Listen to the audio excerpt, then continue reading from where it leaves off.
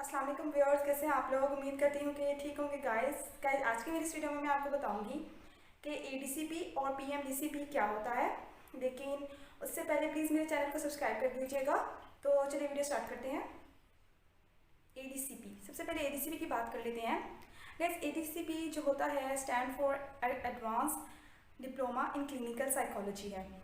और ये जो है बीएस के बाद होता है। 4 इयर्स अगर आपने जो है वो बीएस में एडमिशन लिया हुआ है तो उसके बाद आप एडीसीपी में एडमिशन ले सकते हैं, या अगर आपने एमएससी किया है तो आप एडीसीपी में एडमिशन ले सकते हैं।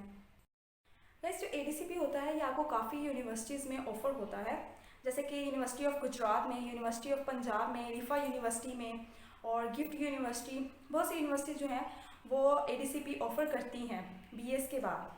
अब बात कर लेते हैं कि इसकी ड्यूरेशन कितनी होती है। तो वैसे एडीसीपी जो होता है वो 1 ईयर का होता है। कई यूनिवर्सिटी में 1.5 ईयर का भी हो जाता है, लेकिन ज़्यादातर 90% चांस ये है कि एडीसीपी जो होता है वो 1 ईयर का होता है। अब बात कर लेते हैं कि इसकी फ़ीस कितनी होती है। तो गैस एडीसीपी अगर आप ज़्यादा महंगी यूनिवर्सिटी से करते हैं तो 89,000 90,000 तक इसकी फ़ीस जो है वो चली जाती है। लेकिन अगर आप कुछ नॉर्मल यूनिवर्सिटी से करते हैं तो 65,000 और 85,000 75,000 यहाँ तक जो है वो चली जाती है। अब बात कर लेते हैं कि इसमें आपको कितनी परसेंटेज चाहिए होती है। तो गाइस बीएस में या एमएससी में आपको तकरीबन, अगर आपका सेमेस्टर वाइज है तो 2.5 से जीपीए चाहिए होता है, और अगर आपका एनुअल है तो एटलीस्ट 50% मार्क्स आपको इसमें एडमिशन के लिए चाहिए होते हैं। और ये डिप्लोमा करने के बाद आप एक साइकोलॉजिस्ट बन जाते हैं।